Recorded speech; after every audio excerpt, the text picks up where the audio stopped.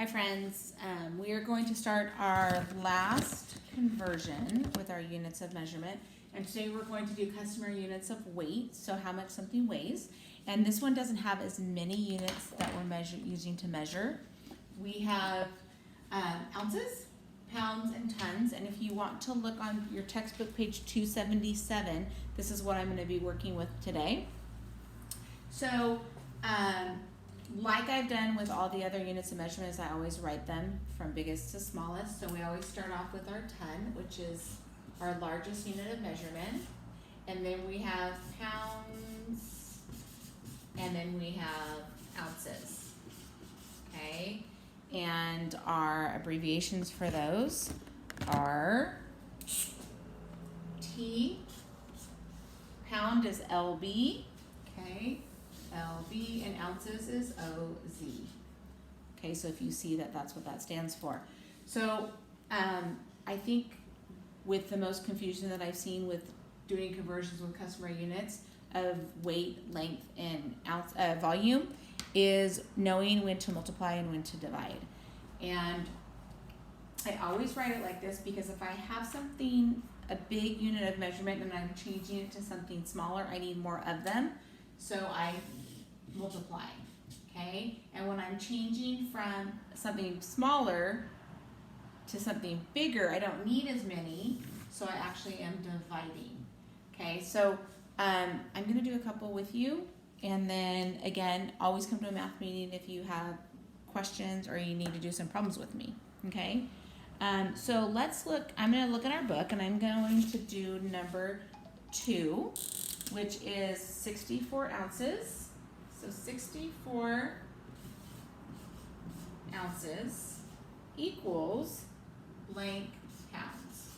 Okay, so let's look at our chart really fast.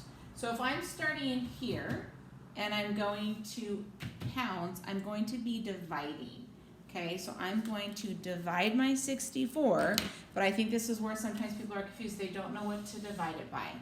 Okay, so I'm going to look and I'm going to see how many ounces are in a pound. There's 16 ounces in a pound, so I'm going to divide the 64 ounces that I have by 16. Okay, and when I do that, 64 divided by 16 is 4, so it equals 4 pounds. Okay, let's try a couple more. If I were you and you are someone that is kind of struggling with this at home, I would open up textbook page 277, and when I'm going to tell you what problem we're doing, and you can stop and try it on your own and then watch me solve it, because that's always beneficial, I think, for you.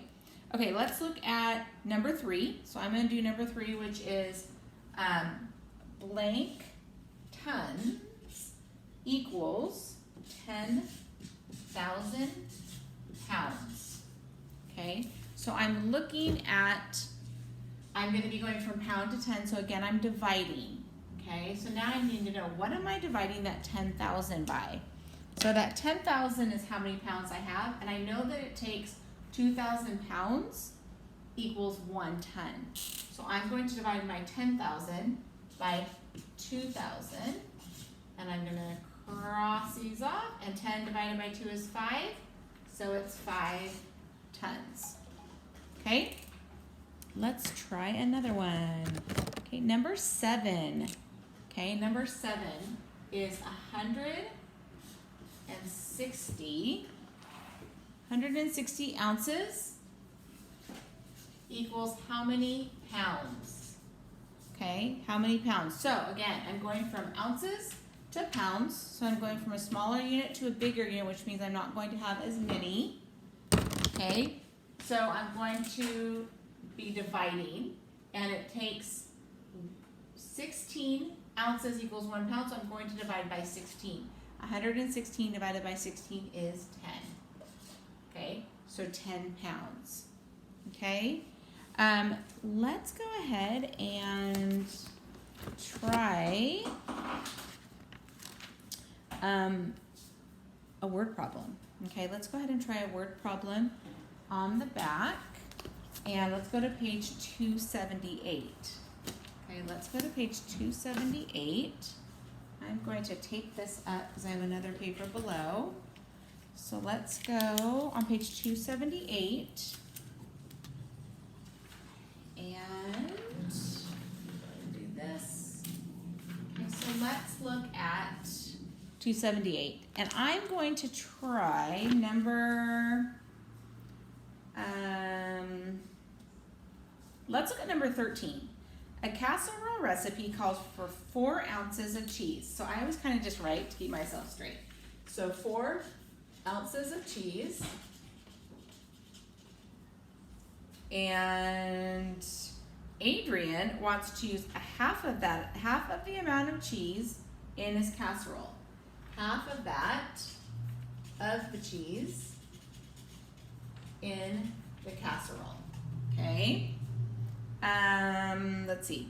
How many pounds of cheese does he need to make 28 casseroles? 28. How many pounds of cheese does he need to make 28 casseroles? 28 casseroles with his revised recipe. Okay, so the recipe calls for 4 ounces, but he wants to use half of that, which would be 2 ounces, right? Okay, but he wants to make 28 casseroles. So I'm going to multiply 28 times 2, which is going to be 56 ounces of cheese. But the question doesn't call for ounces. The question says, how many pounds of cheese does he need to make 28 casseroles? So what am I going to do now? I need to change ounces to pounds. Okay, so 56 ounces to how many pounds? Okay, so I need to look at my chart and I need to say how many ounces in a pound. Okay, well remember we have 16 ounces in a pound, so I'm going to divide 56 by 16. Okay, so let's look over here. I'm going to do my math right here, so 56 divided by 16. Okay, so let's see, 16 times, let's say 3. Okay, 18, and that's 48. I think that's going to be the closest one that we get without going over. So I'm going to say 3 and 48, which means that I have